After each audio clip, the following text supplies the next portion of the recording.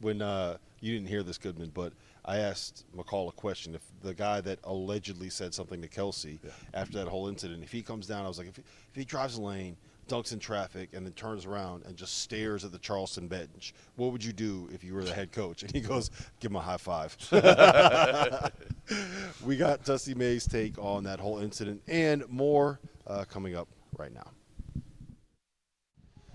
Now let me welcome onto the field of 68 After Dark, fresh off of a 90-74 win over Charleston here in Eleanor, our Baldwin Arena. Dusty May. You said that about 45 times. Finally got You got to say it that way. You got to say it that way. We call it the Ellie. The Ellie? Yes. I like the way I say it. Used to be the Burrow, as Matt knows. Used to be the Burrow. I said that. Yeah. You did. And now it's the Ellie. You did. You guys struggled a little bit in the first half. I think you were down by 10 at one point. It flipped in the second half. What changed? How did that locker room conversation go? Well, I think the most alarming thing was their guys were getting clean looks from three. And I think our guys were shocked at how deep they were, at how little space they needed. And I thought they played with great edge in the first half. And the shots weren't going down either half on that side. So when the shots are rimming out, we lose our edge a little bit. And when we're without Vlad Golden and John L. Davis for a lot of the first half, let's be honest, we're a different team when you take away two first-team all-league caliber players for whatever 15 minutes of the half. And then the thing that was the best part of it was that this felt like Bryant, where the ball wouldn't go in, loose balls were squirting to them, or they were quicker to them. It felt very, very similar. And our message was that we just were here, and our mindset now is there's no scoreboard. Because our guys are so competitive, we have to turn the scoreboard off in practice and only use the shot clock.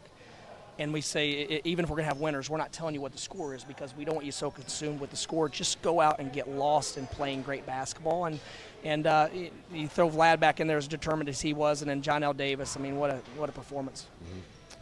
Talk about Vlad, just his development since he's walked on campus. Even from last year to this year, the confidence he shoots left hand, right hand jump hooks.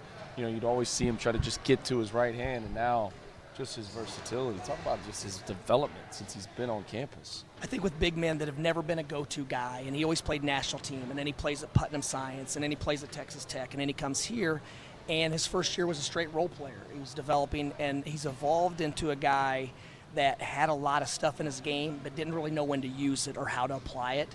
And I think now at the stage of his career that he's able to, take what the defense gives him, knows what his strengths and weaknesses are now, and he's become a go-to guy that if he had a great coach instead of an average coach, he would get more touches shooting 75% from the field, I assure you. All right, listen, you were a manager for Bob Knight. You coach with Mike Davis. I've told people, you may look like a choir boy. You're not a choir boy, all right? You're not a choir boy here. You know where this is going. There was a little verbal stuff going on during that game, and I've told people, you've got some shit to you here.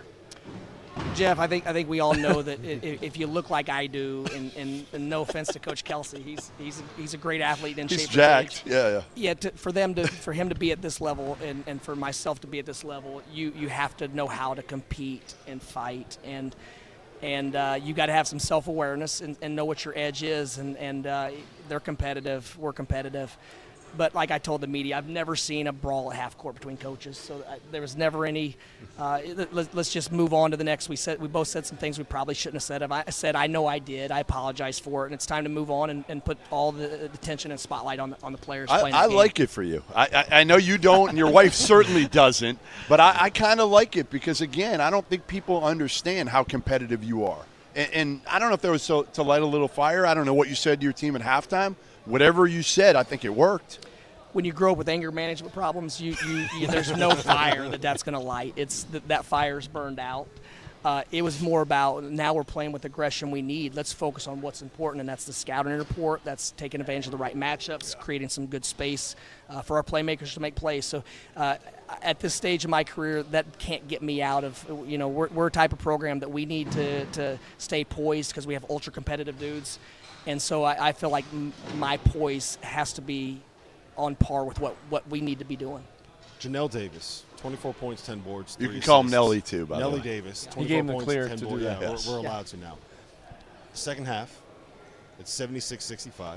Guys starting to pull away a little bit. He pulls up on a 4-on-1 break from about 25 feet on the wing. What's going through your head when that shot's in the air? I saw the guys sprinting to rebound. It was basically a 4-on-2 at that point, and I wanted him to shoot it. He didn't have an angle to the basket. If he's got a one-on-one opportunity, I think he gets to the rim. But he was in a rhythm and a flow. And I think he started that spurt and then finished that spurt as well that we went on. We trust him to make those types of decisions and trust his ability even more than that.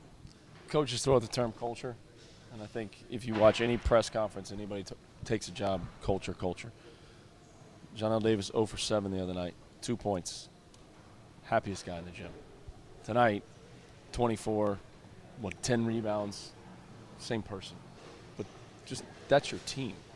But those guys celebrate each other's success. I mean, do you ever take a step back and just say, man, this is a special group? Every day I walk in this building, I never take it for granted. I appreciate it every single day. I've coached a long time, and I don't know if I've ever been around a group as unique as this one, with their work ethic, their unselfishness, their buy-in to something bigger than all of us. And it's never been buy-in to what we're selling. Let's buy into doing this together and figuring it out together. And there's complete collaboration with everyone in our program. And the staff's got on me at times for that, where they probably said, hey, Coach, you probably need to take away the open mic. And I've never I always wanted to hear and see what everyone felt and try to do it together, because I know that we're a lot better when we're all fighting every single day to find the right answers. So you get through Orlando, you win 3 there, you win 2 here against 2 of the best mid-major programs, and now it gets easier, right? You go to New York, you got Illinois and the Jimmy V. No, I'm with Jeff, man. I don't even know what our record is. I know that we have Illinois in the Garden on Tuesday in a doubleheader and an event that is, I still have to pinch myself that we're invited to it. We're invited to that party. It's amazing, right? And then you factor in Jimmy V and the legacy that he's left and the impact he's had on cancer research, just to be included in that. And then also, I don't want to leave you guys out. This has been an unbelievable event. For us, too. Yeah, you guys, it's been first class. I feel like there's been great buzz around it, and for all 3 programs. Now that we have to go on the road, I'm probably going to be regretting it. since we got a You're couple going to our games. city next year. Yeah, no You'll be question. okay next year. Well, I think we're actually going to be in our city a long time next year. We have some other stuff working on the scheduling front, but we're excited about what's in front of us. We're not looking too far ahead, because we know Illinois is, man, it's Illinois. Well, listen, Dusty, it was great to come down here. It was great to be involved in this event. I think I speak for everybody here when I say that we had a blast. We just watched Nelly light it up in the Ellie. We appreciate you being got some here. coffee We got some coffee. We coffee. appreciate you being here Now, on the field of 68 you know what he's got to do now? What? He and Vlad are going to race home on their bikes.